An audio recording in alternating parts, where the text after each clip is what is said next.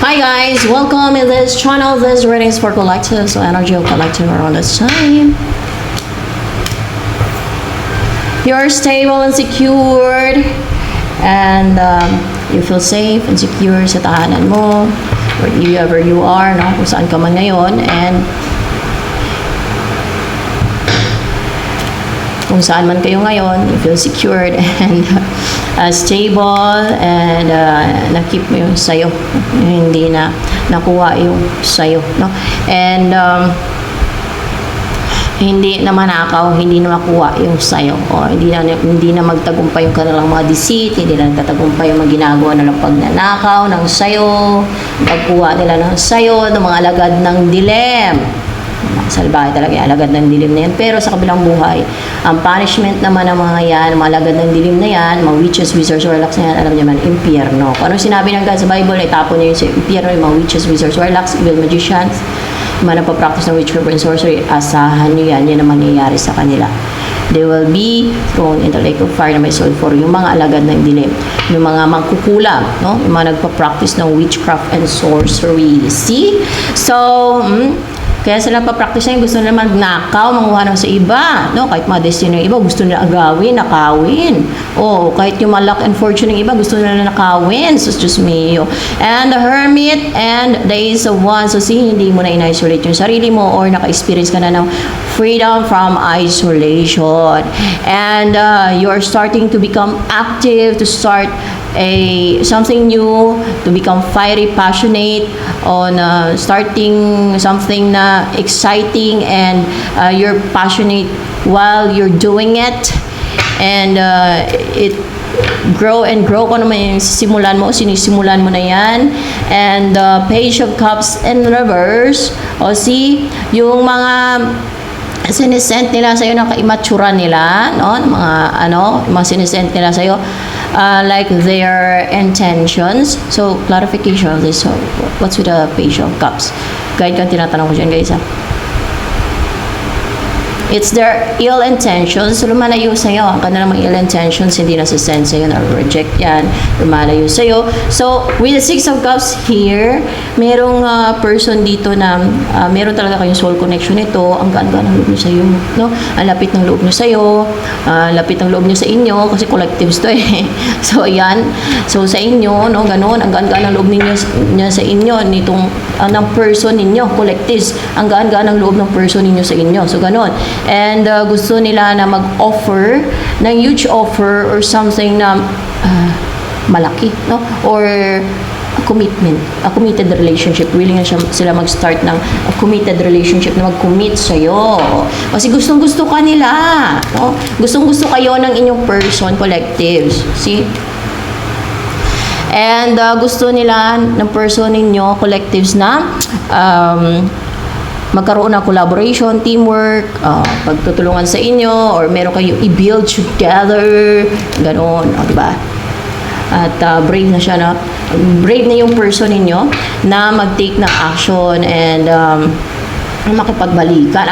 Ex ninyo. Gusto makipagbalikan at comfortable, and alam niyo, feeling secured and confident na siya, no? Malaya na siya na kontakin kayo ng inyong person at mag-take ng action sa inyo. So, yan. And then, nagtagumpay na itong person mo, nagumpisa na ang matagumpay na, silayuan na, or wala na mga pang-restrict dito, wala na, no pa. So, ayan, the Empress in reverse. Kahit hindi ka man ngayon ganon ka-attractive sa paningin ng iyong person, gustong-gusto ka niyan.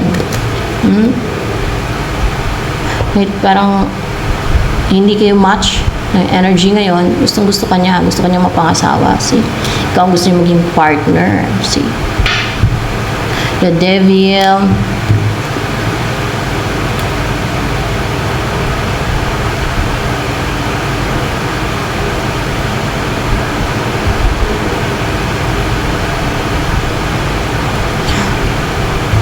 For clarification with this, the Devil here.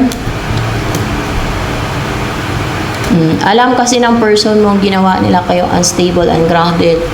para hindi kayo magkatuluyan, no? Manipulate kayo, tinempt ng mga iba-ibang temptation, na may mga gumawa ng manipulation, witchcraft sa inyo, no? O sa iyo, at para hindi niyo paglaban ng isa't isa, para pigilan kayo, hadlangan kayo, ganun ang nangyari.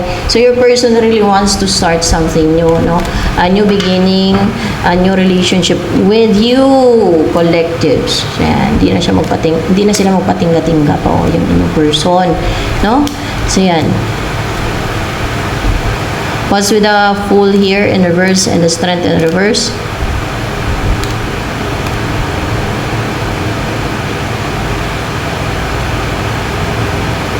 Kahit na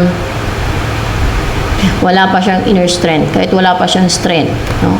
Kahit na nakaramdam siya ng takot, kahit nagiging fearful siya, kahit na hindi pa siya swertihin. So, say, kahit hindi pa daw siya swertihin, ay talagang kikilos itong person ninyo, collectives. Kahit na wala pa siyang laban, di ba? Sa mga humadlang. Kahit na may mapipigil, kahit may mga bitter na gustong pigilan o kontrolin yung inyong koneksyon, no? Na gustong manghadlang, pumigil. Malagad ni Satanas yan. Kaya buhay ng iba gusto lang pakialaman at kontrolin yung love life ng iba kasi nga buang na sila, baliw na sila, yun ang totoo. Maliban sa baliw sila, mas lalo silang buang-buang doon sa impyerno, sa parusa ng Diyos sa kanila. Dahil instead na mag-focus sila sa buhay nila, sa ikaprogreso ng buhay nila, sarili lang buhay, yung buhay ng ibang gusto nila, kontrolin na mga witchcraft nila, kademonyuhan nila. Ay, gusto nila i-prove na powerful sila, gusto nila mang-control, gusto nila ng power and control, dahil mga narcissistic. So, the King of Cups, your person is emotional in love pagdating sa'yo, no? At hindi na din tumatalab kay person mo ang maginagawa nila dito na mga manipulation, spiritual manipulation, mga yung mga kagaya ng mga enchantments nila, mga ganyan ba, mga iniutos ba sa isipan ng tao, mga ganyan, at mga ritual nila, mga ganyan ba, no? At pati yung paglalagay nila ng limitation, yung pinipigilan nila yung person mo, nilimitahan, o nilagyan nila ng harang ba, no? Hindi pwede mag-proceed, hindi mo pwede person mo, mga ganun ba, hindi na nila yun, ano yung person mo. Or what's with the Death card here? Nag-uumpisa na daw magkasakit itong mga gumagawa sa inyo ng person mo ng ritual, manipulation, spiritual manipulation, black magic, at mamamatay na yan sila, malapit na yan, baka soon mamamatay na yan sila. So, at pinapapatay naman sila ng God, di ba, inuutos ng God, at pinapatayan sila ng God. Madami nga lang, kaya inuutos pa ng God sa na patayin sila, napakarami nila kailangan din na tulungan ng mga chosen one ang God na pumatay dyan, no? Kasi yung iba dyan may tamang panahon pa kasi, no? Kung kailan sila patayin, yung iba kung ba may oras kasi yan sila, yun ang alam ko, yung oras kung kailan sila patayin. Basta pinapapatay yan, nasa Bible yan Exodus 20:18, pinapapatay ng God yung mga alagad ng dilim na yan, mga witches, wizards, warlocks, evil magicians. Nasa Exodus 20:18 yan. So, nasa Bible yan. Hindi sinabi ng God na, walang sinabi ang God na unawain nyo sila, kay nainggit sila, kay greedy sila. Walang sinabi ang gano'n ng God. Ang sabi ng God, patayin nyo. Inuutos ng God na patayin ang mga witches, wizards, warlocks, evil magicians, mga mangkukulam, mambabarang. Gustong-gusto ng mga tao yan, yung mga ganyan, no? Yung sa kademonyahan, gustong-gusto nila yan. Pero pag sa kabutihan, ay naku, pagtulungan pa nila. Kaya sila na impyerno. So, Two of Cups in reverse. Mabaluktot kasi. Kung alin yung masama, dun sila, yung maraming tao. Kaya, huli din talaga pagsisisi nila, no? Kung alin yung kasamaan, yun yung gustong-gusto nila So, Two of Cups in reverse. May na-separate sa kanila no? May na-separate sa kanila. Itong continuous na pag-reach out, continuous na pag-growth. What's with the Page of Cups and reverse here? A Page of Pentacles pala. Continuous growth of their finances. So, may hinto na yan. Continuous growth, related sa growth. At yung pagiging passionate and positive daw nila. And yung pagiging grounded and stable nila. Magsimula na maging unstable at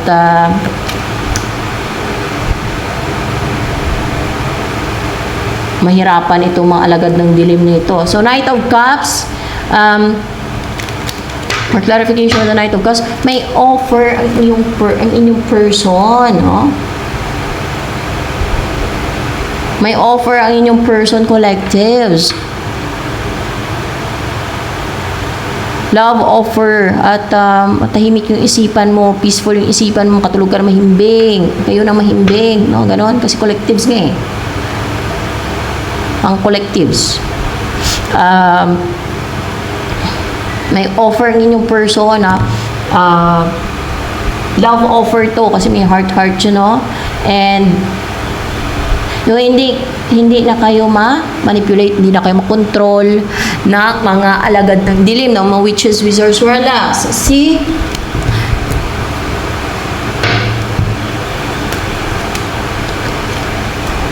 It's all coming back to me now. Balik na sa'yo. Sa inyo.